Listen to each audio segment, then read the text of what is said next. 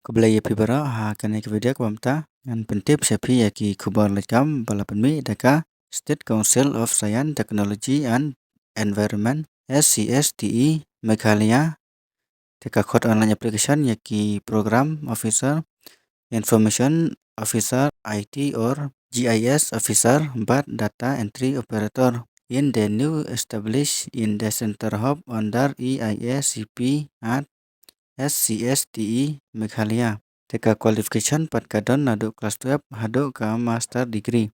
Teka last date ban submit yaki application kande hado ka khatan terik panai basipau arajar arpusau. Telanda pikwa ban apply siap pang gene ki post test yang ban page yakene video hado ban akut kenang mapen sutu tengine page no yaki post.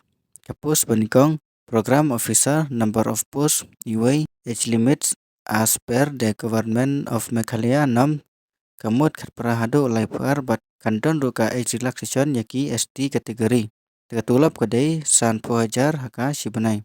Ka essential qualification MSc Natural Science Environmental Science BTech BE well-versed in computer application web development with at least 5 years of experience. Teka post baar information officer number of post iway age limit kadai kumju nang taka tulap kadai sapu arajar haka sibanai. Nang taka qualification graduate in science or equivalent, good knowledge of computer, PG diploma in RS GIS with 2 year working experience in relevant areas. Pidai ban pandai beka graduate haka science or it equivalent. Pat pidai rubandan kejingtip haka komputer lane postgraduate diploma in RS lane GIS arsnem ka experience. Kapus balai IG GIS officer.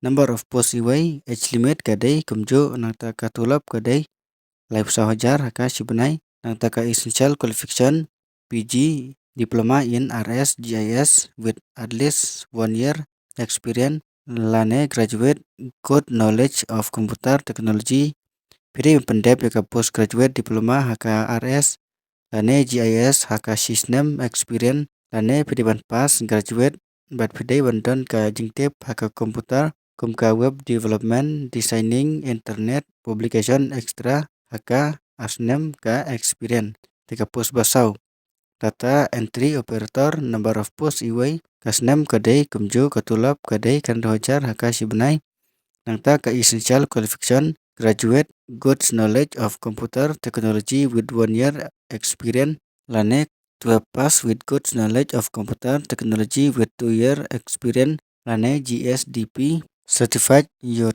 Pidai pendep graduate pat pidai bandon kajingtip haka komputer kumika website development designing internet publication bat kiwi lane kelas 12 pass bat pidai bandon ka experience haka komputer haka asnem lane GSDP certified youth. Papin apply pat pihak ban submit offline haka prescribed format rangkat kakedan pule bat kiwi ki dokumen bat pihak ban select submit haka Office of the Joint Secretary of Government of Meghalaya Planning Investment Promotion and Sustainable Development Department and Member Secretary State Council of Science, Technology and Environment SCSTE Meghalaya.